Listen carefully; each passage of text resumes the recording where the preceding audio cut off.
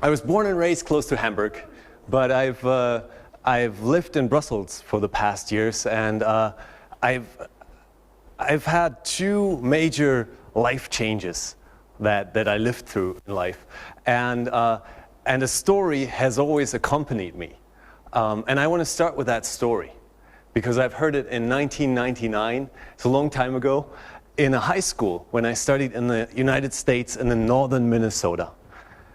And I was sitting in that room, and that story stayed with me, and it changed its meaning over the years. And the story goes like this. A long, long time ago, there was a great flood. And when the water retreated, there were thousands and thousands of starfish lying on the beach and drying in the sun. And a little girl walked along that beach, and she saw those thousands and thousands of starfish drying there.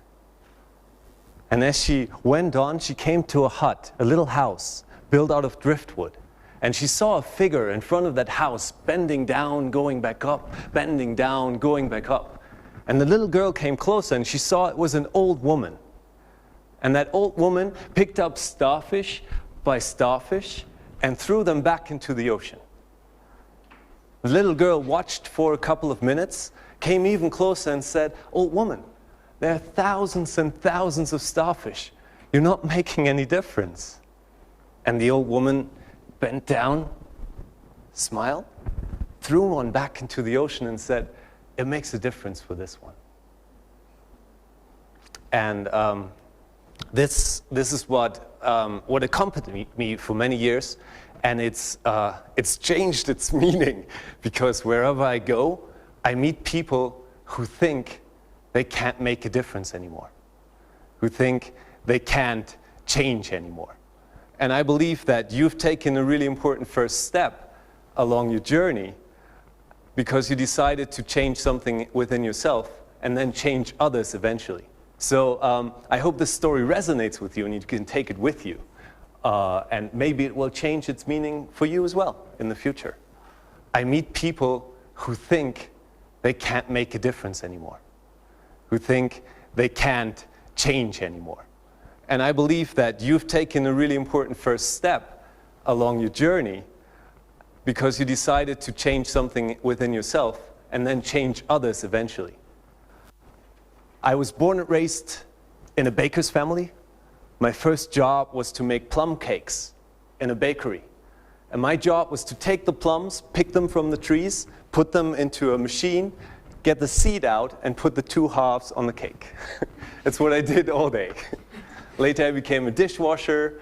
I was working as a paper boy.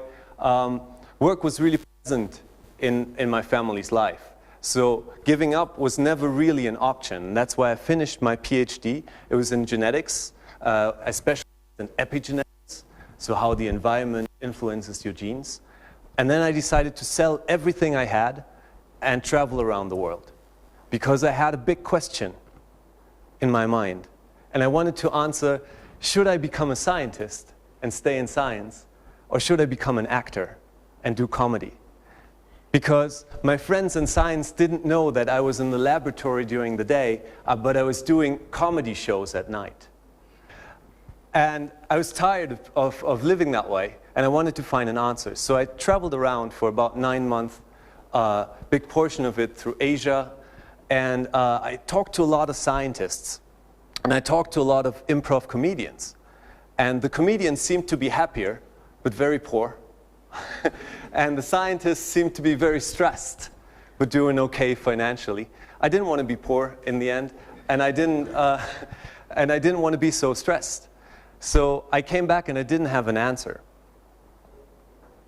Sometimes we feel like we can't throw anymore, or the ocean is so big. Or we're so salty that we can turn a lake into an ocean, turn the sweet into salt. But just remember, friends, we all started with one little step.